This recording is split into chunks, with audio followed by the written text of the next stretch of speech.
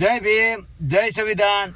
કે હું દાનાભાઈ રાઠોડ, એટલે ઓલા ખૂટવડા પોલીસવાળા માર્યો ઓલાને અને કેસ એની માથે કર્યો.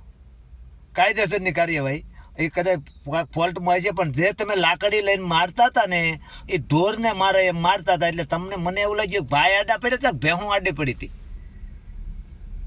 હે એટલે આ રાવાજો ભાજપના નોકરો, ભાજપના પપોડો જેમ નાસે એમ નાસે. એ નહોતો વેચતો દારૂ, એ નહોતો વેચતો ગાંજો, એ નહોતો વેચતો કોઈ 2 નંબરની વસ્તુ, કે નહોતા એને કોઈના ટાંગા ભાંગી નાખ્યા. માટીના દીકરા હોય તો ન્યા જાઓ ને આવું કરો ન્યા, તો તમને ખબર પડે. તો હું તમને મરદ માનું, તો તમને લાખ લાખ સેલ્યુટ કરું ને. આ બીવો અમે જોઈ જ છીએ બધું. એટલે તમે માલધારીના દીકરાને માર્યો, કદાચ રોડે જતો હોય છે, ભેંસું આડાવડે હાલી છે, કદાચ સાહેબે તમને કીધું કે એ આગી લે આમ તેમ, કદાચ થોડુંક મારી જાય હોય બુદ્ધિનું માણા બિચારો, એટલે બધું બોલી ગયો હોય, બીજું કાંઈ હોય નહીં. રાવા દેજો હો,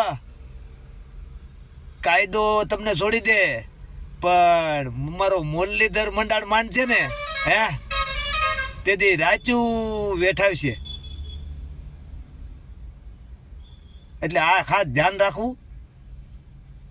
મુરલીધર મંડાણ જેથી માંડે ને ભાઈ, તેથી એની લાકડી, આ તમે જે લાકડી મારો ને બધા અમે ભાળતા હતા, પણ એની લાકડી બતાતી નહીં, રાચું વેઠાવશે.